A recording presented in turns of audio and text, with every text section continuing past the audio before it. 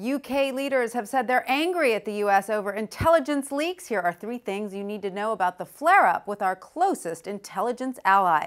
Number 1, British officials say intel about the Manchester bombing was leaked to the media by U.S. sources.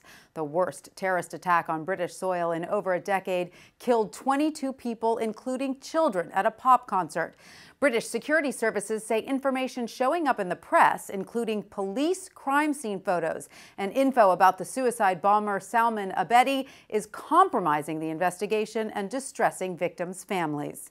Number 2, the U.S. is taking responsibility for the leaks. Secretary of State Rex Tillerson met with British Foreign Secretary Boris Johnson in London to sign a tribute book to the victims and said this. The President has been very strong in his condemnation and has called for an immediate investigation and prosecution of those who are found to have been responsible for leaking any of this information to the public.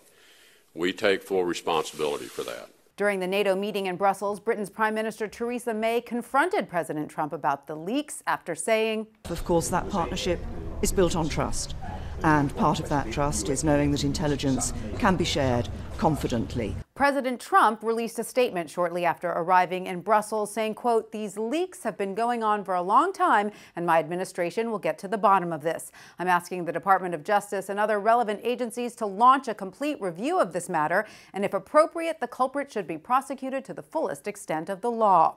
Manchester police have resumed sharing intel about the bombing with the U.S. after briefly withholding cooperation. Number 3, the investigation into the source of the leaks begins. The day after the attack, CBS and NBC News were among the first to name the suicide bomber, citing American officials. And 2 days after the attack, the New York Times published police crime scene photos and a graphic showing where victims' bodies were found. The Wall Street Journal has also published the name of the suicide bomber. WSJ also published photos of the crime scene made available by the New York Times via the AFP.